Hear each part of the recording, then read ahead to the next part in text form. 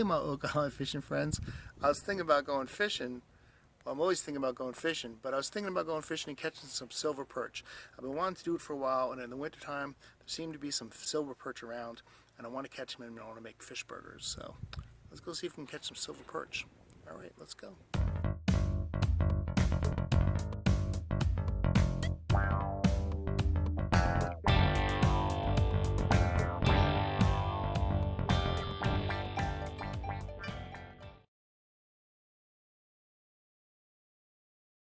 All right, it's the walk of shame. If you're a fisherman,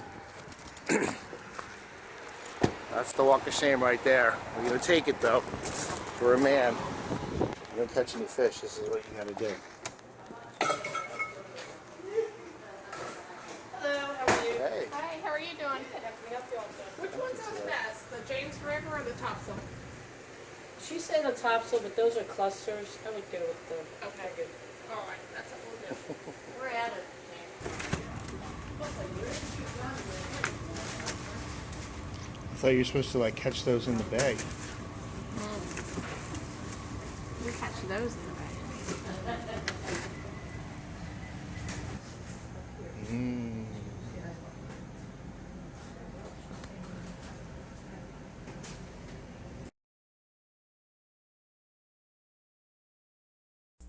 So I got a bag of shrimp. Picked up the shrimp. I'm going to cut it into pretty small pieces.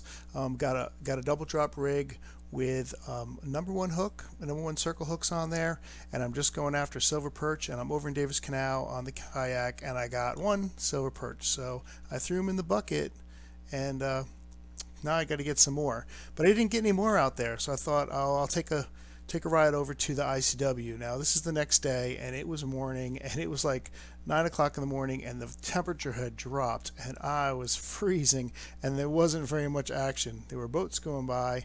Um, there was me reeling things in because I thought I had a fish, but little nibbles here, little nibbles there, but I didn't catch anything. And my hands were freezing because it was like 30 degrees out, and a pot of dolphins came by, and I guess they were eating all the fish. That's why I wasn't catching any. They actually swam by, and then they swam back the other direction, went back out to sea, I guess. So they were fun to watch, but not any fish to catch. So I had this bright idea. I'd get up and go fishing this morning. It's freezing out here. I'm just down at this little dock, and I thought I could catch some silver perch right off the dock. But the dolphins are out there. They're catching fish, I guess, but not me. So I think I'm going to wrap this up. Maybe come back this afternoon when the temperature warms up to like 30 degrees. All right.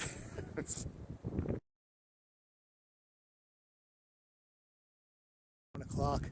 Back at it again. And let me tell you something. The temperature's warmed up.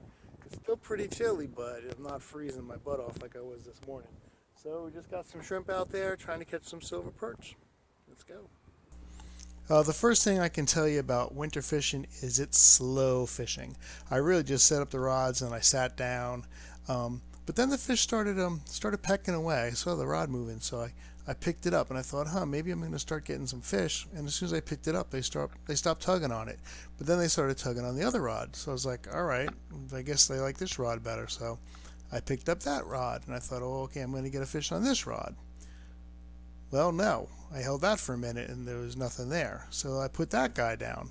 And then as soon as I put that guy down, the other rod started jiggling. So I picked that rod up again. I was like, are you guys kidding me? And then as soon as I said that, boom, they hit. And I got a fish on. I'm like, yeah, silver perch. I'm going to bring this little guy in. But as I reeled it in, I started to notice it wasn't as feisty as the other silver perch I got. It was kind of like a little jerk here and a little jerk there and not feeling very impressive. And I reeled it up. I realized it was not a silver perch, but it was a croaker. Croaker, good for nothing. They have these huge heads and not much body. The silver perch already small enough. Then the other rod started getting a hit on it, so I was like, wow, maybe the action's picking up. It's heating up out here. 40-degree weather is heating up. And then that was actually a big heating up of nothing, a big nothing burger. I got a croaker and a nothing. So that happened a couple of times. So cast that back out.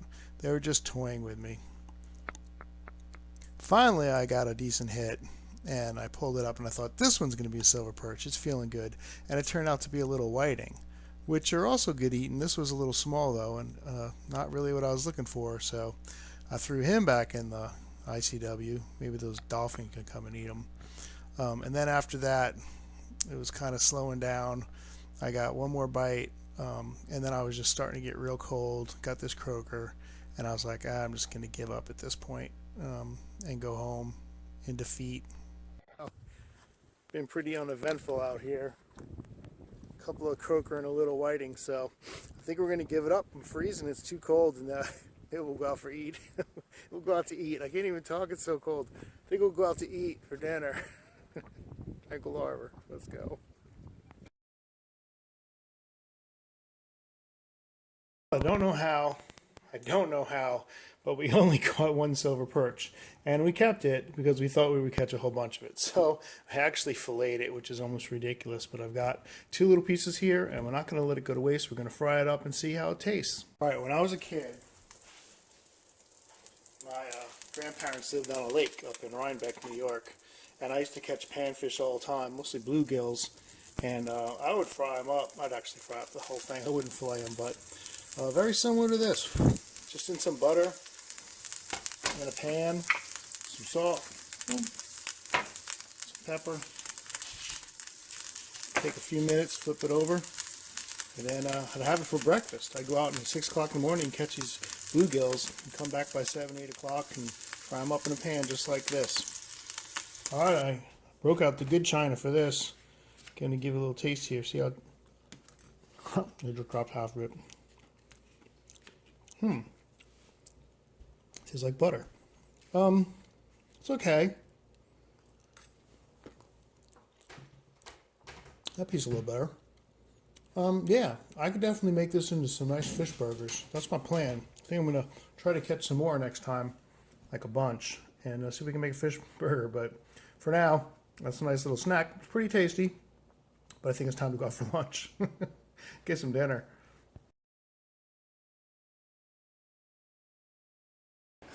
I broke my glasses. All right, my fishing friends, we're going in Tranquil Harbor to get some dinner. Come on, let's go. You ever been here before? It's a restaurant. Across from the food line. Welcome me. The door.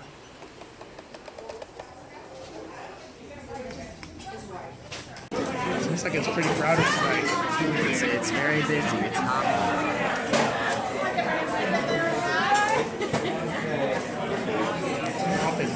It's hot. So I'm torn. What's the problem? Whoa, Mr. Sands.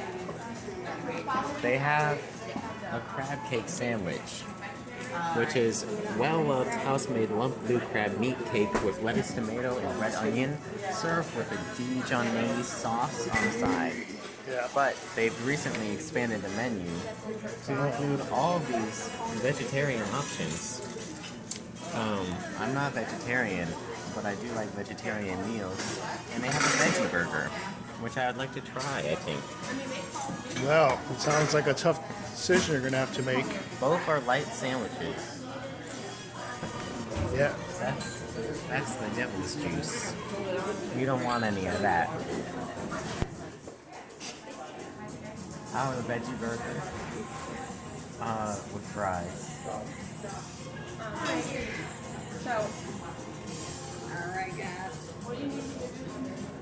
So what do you do while you wait for your food? Well, here at Tranquil Harbor, they have plenty of options, such as coloring. But they only give you 2 crayons. That's okay. I've drawn a lava bucket and a sandcastle under construction. Nice. That's a very odd-looking veggie burger. Well, I was deciding between the veggie burger and a crab cake, and they decided for me. We have Hunt's Best Ketchup here. The veggie burger must have been the best seller because it's all sold out. So the crab cakes for tonight. Well, let's take a bite and see if you like it. Okay.